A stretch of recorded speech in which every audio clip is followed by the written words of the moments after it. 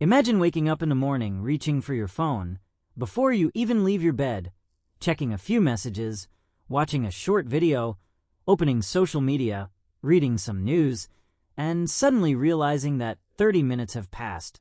You have not finished anything important, yet your mind already feels busy. You put the phone down and try to begin your day, but your attention keeps returning to the screen. You wonder why you feel tired before your day has really started. The problem may not be that you have too much work. It may be that you have too much digital noise. In today's podcast, we are going to explore the art of digital minimalism, understand how technology can affect our attention, and discover simple ways to reclaim a calmer and more focused mind, while naturally improving your English through an inspiring story. There was a young man named Daniel who had everything he needed to stay connected. His phone was always beside him. His laptop was open most of the day, and his notifications were constantly appearing on the screen. He used technology for almost everything. He watched videos while eating, listened to something while walking, checked messages while working, and opened social media whenever he had a few free minutes. At first, Daniel thought this was normal. Everyone around him seemed to live the same way. When he felt bored, he reached for his phone. When he felt uncomfortable, he reached for his phone. When he wanted to relax, he reached for his phone. Even when nothing was happening, he felt the need to check something. But slowly, Daniel noticed that something inside him was changing. He found it harder to read a book for 20 minutes without checking his phone. He struggled to finish a task without opening another tab. Even during conversations, part of his attention remained connected to the little device sitting in his pocket. One evening, Daniel sat at his desk with a book he had wanted to read for several weeks. He opened the first page and started reading, but after only a few minutes, he felt the familiar desire to check his phone. He told himself that he would look at it for only a moment. He picked it up, checked one message, then another, and opened an application almost without thinking. 20 minutes later, he was still looking at the screen. When he finally put the phone down, he could not remember what he had originally wanted to check. This made him uncomfortable because he realized that he had not made a conscious decision to spend 20 minutes on his phone. It had simply happened. Conscious means being aware of what you are doing and making a deliberate choice. Daniel began asking himself an important question. How much of my digital life am I actually choosing? That question stayed with him for several days. He started observing his habits instead of judging them. He noticed that he did not always use his phone because he needed it. Sometimes he used it because he was bored. Sometimes he used it because he wanted a quick feeling of entertainment. Sometimes he used it because he wanted to avoid thinking about something difficult. He realized that his phone had become a solution for every uncomfortable moment. Waiting in line, phone. Eating alone, phone. Feeling tired, phone. Feeling worried, phone. Having 5 free minutes, phone. Daniel began to understand that the problem was not technology itself. Technology was useful, powerful, and often necessary.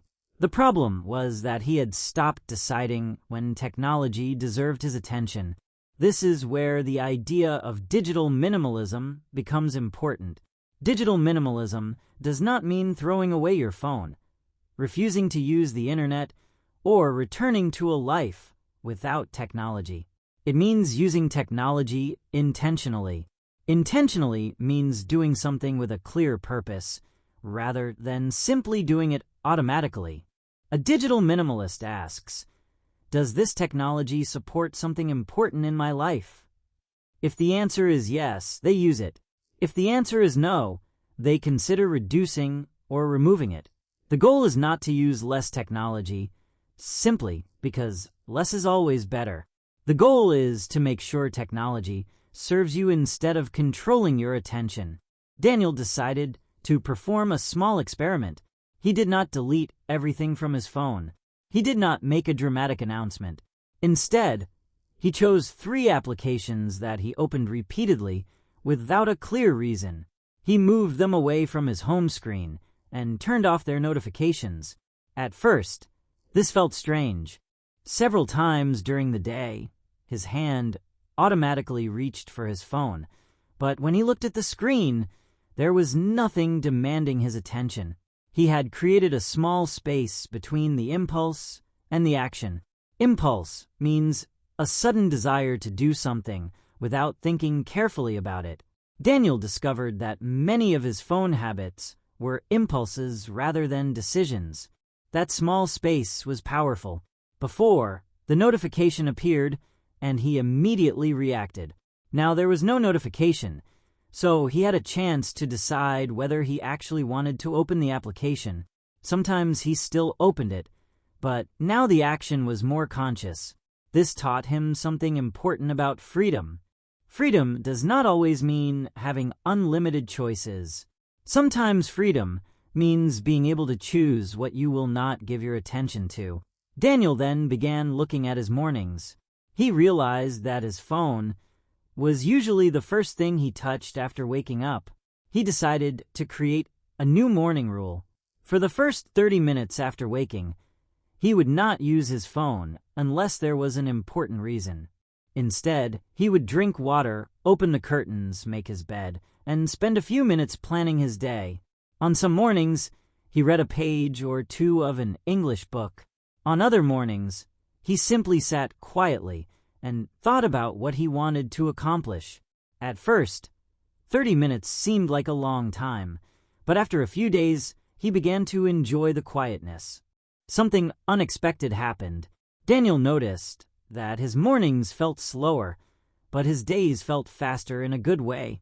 He was not immediately filling his mind with messages, videos, opinions, and information from other people. He was giving his mind a chance to wake up naturally, instead of starting the day by asking, "What is everyone else doing?" He started asking, "What do I want to do today?" This is one of the hidden benefits of digital minimalism. When you reduce unnecessary digital input, you create more room for your own thoughts. Input means information that enters your mind or system. Every message, video, headline, notification, comment, and post is a form of input. Your brain receives thousands of pieces of information throughout the day. If you constantly fill every quiet moment with new input, you may have very little space left for reflection.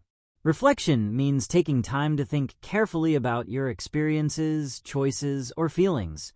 Daniel had rarely given himself time to reflect.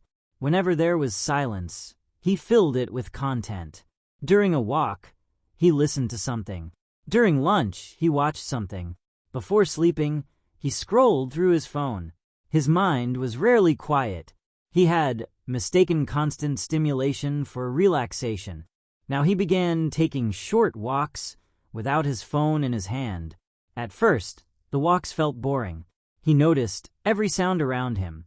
He noticed the wind, the traffic, people talking, birds moving between trees, and his own thoughts. After a few days, the boredom became peaceful. He realized that boredom was not an enemy. Boredom is the feeling of having nothing interesting or exciting to do. In a world filled with constant entertainment, even a few minutes of boredom can feel uncomfortable.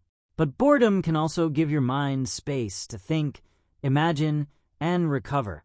One afternoon, while walking without his phone, Daniel suddenly remembered an English word he had learned several days earlier. He tried to create a sentence with it in his mind. Then he thought of another word. Soon, he was practicing English without a screen, simply by describing the world around him in English. He looked at a building and thought, "This building is older than the one next to it." He saw a man carrying a bag and thought, "He seems to be in a hurry." He noticed the clouds and thought about how he would describe the weather in English. Daniel smiled because he realized that learning English did not always require a special study session. His daily life itself could become practice. Technology could help him learn, but he did not need technology every second to improve. Sometimes the best learning happened when he used his own mind. Over the next few weeks, Daniel began making another important change. He stopped keeping his phone beside him while working. He placed it in another room. This felt uncomfortable at first because he worried that he might miss something important. But after several days, he noticed that very little important actually happened during those periods. Most messages could wait. Most notifications were not emergencies. Most online updates would still be there later. This taught him the difference between availability and accessibility. Being available means being ready to respond, while accessibility means being easy to reach. Daniel had created a habit of making himself constantly accessible. He believed that because someone could send him a message at any moment, he should be ready to respond at any moment. But he began to understand that constant accessibility has a cost. If you are always available to others, you may have difficulty being fully present with yourself. The same idea applies to English learning. If you are listening to English while answering messages, checking notifications, and watching another video, you may technically be exposed to English, but your attention is divided. Focused learning often requires fewer distractions. Sometimes 20 minutes of full attention is more useful than an hour of half attention. Daniel started creating focus blocks. During a focus block, he chose one activity and gave it his full attention for a limited period. It might be English listening, reading, writing, work, or exercise. He did not expect himself to focus for 5 hours. He simply protected a small period of concentrated attention. Concentration means the ability to give your attention to one thing without being easily distracted. His first focus block lasted only 20 minutes. He placed his phone away, closed unnecessary tabs, and opened an English podcast. He listened carefully and repeated several sentences aloud. When he finished, he felt surprised. 20 minutes did not sound like much, but because he had been fully present, he remembered more than usual. He slowly increased the time. 20 minutes became 30. 30 became 40. He discovered that concentration was like a muscle. It became stronger when he practiced using it. But just as a muscle needs rest, attention also needs recovery. Daniel began taking real breaks instead of replacing work with more screen time. This was harder than he expected. When he took a break, his hand automatically reached toward his phone. He had trained himself to fill every empty moment, so he started keeping a notebook nearby. During breaks, he might write a thought, stretch, drink water, look outside the window, or simply sit quietly. These small actions seemed almost too simple, but they helped his mind slow down. Daniel also changed the way he used social media. Before, he opened social media whenever he felt bored. Now, he decided to use it at specific times. He did not completely remove it, because he enjoyed keeping in touch with friends and discovering useful content. But instead of allowing the application to decide when he would visit, he decided when he would visit it. This is a major difference between intentional use and automatic use. Automatic use happens without much thought. Intentional use begins with a reason. Before opening an application, Daniel started asking himself, "Why am I opening this?" Sometimes the answer was clear. I want to reply to my friend. I want to watch this educational video. I want to check this information. Other times, he could not find a good reason. When there was no clear purpose, he closed the application. The question, "Why am I opening this?" became one of his most useful tools. You can try it yourself. The next time you pick up your phone, without a clear reason, pause for a moment and ask yourself what you are looking for. Are you searching for information, connection, entertainment, comfort, avoidance, or are you simply responding to a habit? There is nothing wrong with entertainment. There is nothing wrong with watching videos, talking to friends, reading social media posts, or enjoying technology. The important thing is to choose these activities rather than allowing them to choose you. Daniel began to understand that digital minimalism was not about punishment. It was about reclaiming his attention. To reclaim something means to take it back after it has been lost, given away, or taken. Daniel felt that his attention had been scattered across hundreds of small digital experiences. Now he wanted to bring it back to the things that mattered. He wanted to read again. He wanted to speak English with confidence. He wanted to have longer conversations without looking at his phone. He wanted to spend time with his family without secretly checking notifications. He wanted to walk without needing constant entertainment. Most importantly, he wanted to feel comfortable being alone with his own thoughts. One evening, Daniel sat with his family during dinner. His phone was not on the table. At first, he felt a strange urge to check it, but he ignored the urge and continued the conversation. Someone told a funny story. Everyone laughed. Another person talked about a difficult day. Daniel listened carefully. He realized that he had been physically present at many family dinners in the past, but mentally he had often been somewhere else. That realization stayed with him.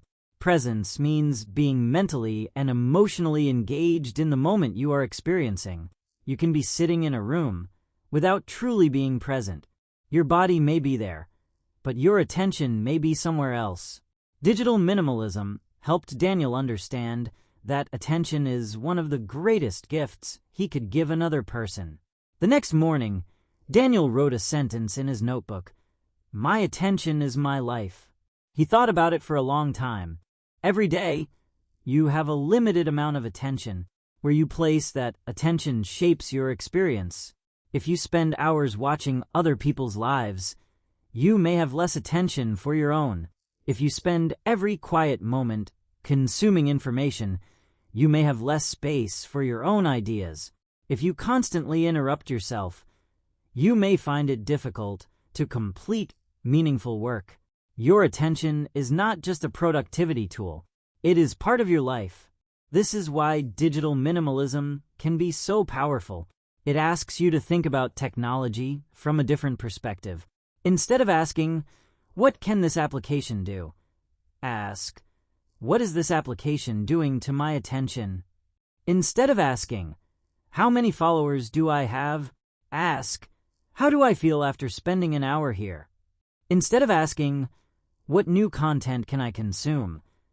ask, "What could I create, learn, experience, or think about during this time?" Daniel began spending less time consuming and more time creating. He wrote short English paragraphs. He recorded his voice. He read books. He exercised. He cooked. He learned new skills. He talked with people. He allowed himself to be bored. Slowly, his life became richer even though he was using fewer digital services. He discovered something beautiful. When you remove unnecessary noise, ordinary experiences become more interesting. A cup of tea can become a peaceful moment. A walk can become a chance to think. A conversation can become meaningful. A book can hold your attention for an hour. Writing can become a way to understand yourself. Learning a language can become a daily adventure. The world had not changed. Daniel had changed the way he experienced it. And perhaps that is the real art of digital minimalism. It is not about rejecting modern life. It is about deciding what deserves a place in your modern life. You do not have to delete every application tonight. You do not have to throw away your phone. You do not have to become completely disconnected. Start smaller. Turn off unnecessary notifications. Keep your phone away during meals. Create one phone-free period each morning. Take a walk without entertainment. Choose one important task and protect 20 minutes for it. Before opening an application, ask yourself why. Small changes can create distance between you and your automatic habits. And once you create that distance, you gain something valuable. Choice. You can choose to read instead of scroll. You can choose to listen instead of constantly react. You can choose to speak with someone instead of sending another message. You can choose to think instead of consume. You can choose to focus instead of constantly switch. You can choose your life instead of allowing an algorithm to choose what receives your attention. So, as you finish listening today, take a moment to look at your own digital life. Ask yourself which tools genuinely help you and which ones quietly consume your attention. Ask yourself what you would do with 1 extra hour of focus time every day. Maybe you would improve your English. Maybe you would read. Maybe you would exercise. Maybe you would spend more time with your family. Maybe you would work toward a dream that you have been postponing for years. You do not need more hours in the day to begin. You may simply need to protect the hours you already have. Your phone can wait. Another notification can wait. Another video can wait. Another update can wait. But your life is happening now. So protect your attention. Choose your technology carefully, and give your mind the quiet space it needs to think, learn, create, and grow. And as you continue your English journey, remember that progress does not require perfection. Listen every day, repeat useful sentences, speak even when you make mistakes, and let English become part of your real life. Little by little, your language will become stronger, your confidence will grow, and your focused mind will become one of your greatest strengths. You do not need to escape the digital world. You simply need to learn how to live in it without losing yourself.